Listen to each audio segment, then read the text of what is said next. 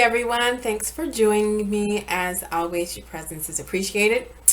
And this week's book review is going to be on a book called The Sweetest Remedy by Jane Igharo.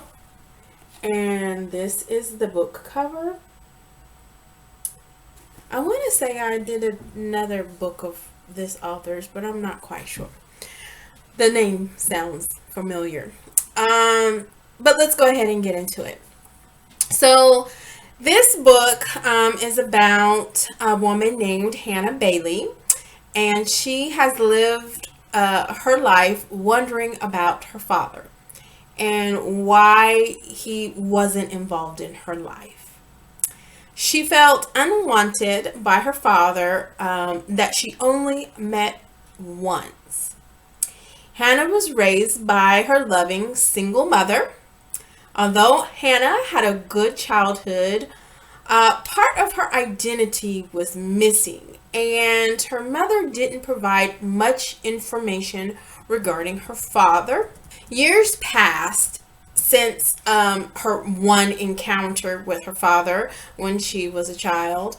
Hannah had gone to college and was into her adult life when she was notified that her father had passed away.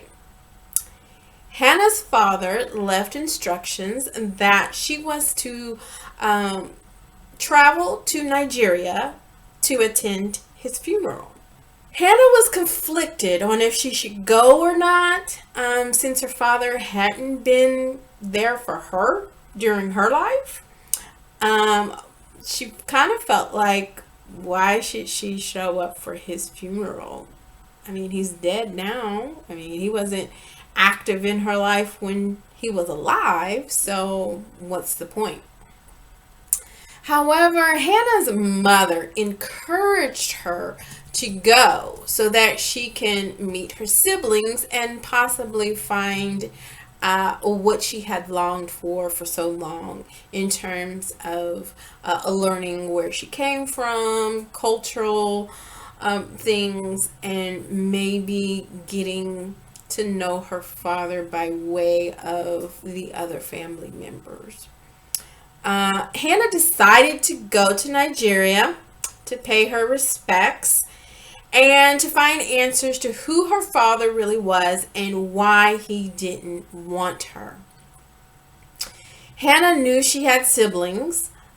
She had seen the siblings through social media, and she had wondered about them as well. Needless to say, Hannah didn't receive a warm welcome when she arrived in Nigeria. There was some evident tension between the siblings and her. Hannah was the outcast of the group because of her Caucasian and Nigerian mixture, and because she was the product of an affair. The siblings apparently didn't know of Hannah's existence, but Hannah knew of their existence by way of social media searching results. Prior to arriving in Nigeria, Hannah had met a handsome man, Lawrence, at a party that now just so happened to be connected to her family.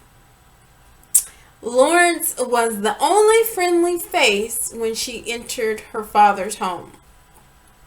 There was definitely drama between the siblings and Nigerian family members, such as the Nigerian siblings' mother, grandmother, aunt.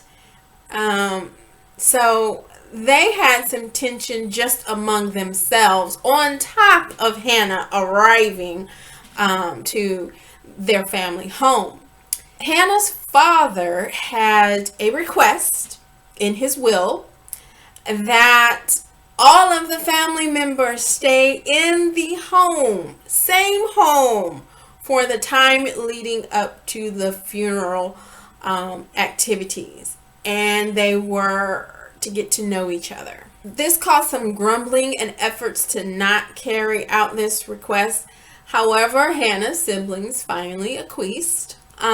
This story is about a blended family coming together to get to know each other during a time of tragedy. Hannah is learning about her father and the man he was through her siblings. Although Hannah may not get all the answers to her questions, she is able to piece together what happened all those years ago that took her father away from her. Hannah is able to learn more about who she is and her Nigerian culture as well. The author did a great job of depicting the cultivating of relationships and how finicky this process can be, especially when emotions and tensions are high.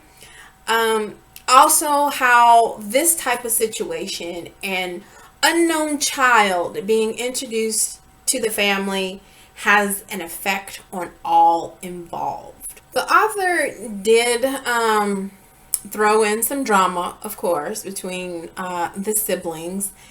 The author didn't really dive too deep into the emotional effects of this type of situation, especially regarding Hannah being the child that was kept secret.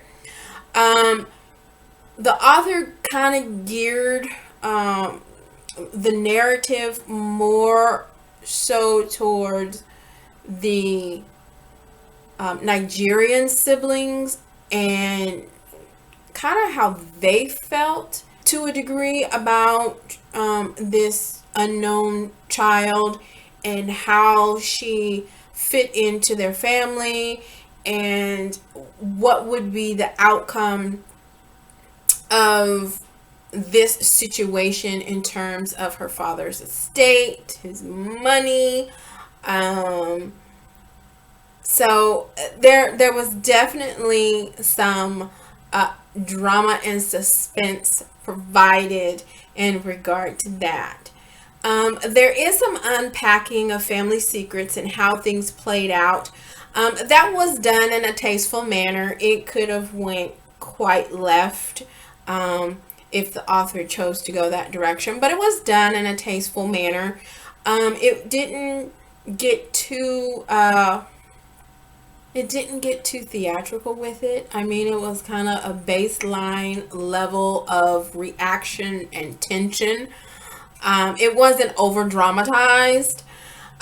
This story could have gone in many directions, and I was pleased that it was kept light but yet still entertaining. The story had a nice flow and had some humorous and heartfelt moments. I will let you find out what Hannah learned about her father and siblings. I will let you read the book to find out if the siblings were able to come together or stay at odds. I'm going to let you read the book to find out what happens between Hannah and Lawrence. Also, does Hannah get closure or sufficient answers about what happened to keep her father away? Are there still lingering questions? I will let you find out the final wishes of Hannah's father and how it affects the entire family. There are several topics that can be discussed from the reading of this book.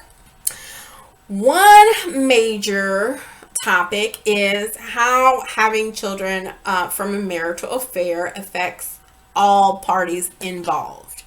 The questions and effects it could have on the child that is kept secret and has no involvement from the absent parent. The topic of why adults choose to create this type of situation and why they may be keeping it secret and ongoing for years. How knowing where you come from both sides of your family is crucial to your self-identity. There can be a discussion on the expectations of trust in a new relationship, just to name a few. All in all, this is a good story, and I enjoyed reading it. To me, the book was moderately paced. Again, it did have a little bit of drama. It had a little bit of love. It had a little bit of secrets revealed. Um, there wasn't anything too salacious in the book. You'll find that this book, unfortunately, is probably a typical scenario nowadays. But I do give it a 5 out of 5. So subscribe, click like, share. If you've read the book, comment your thoughts. I do typically respond to comments. So if you leave a comment, I should reply. And until next time, keep turning the pages, my book lovers.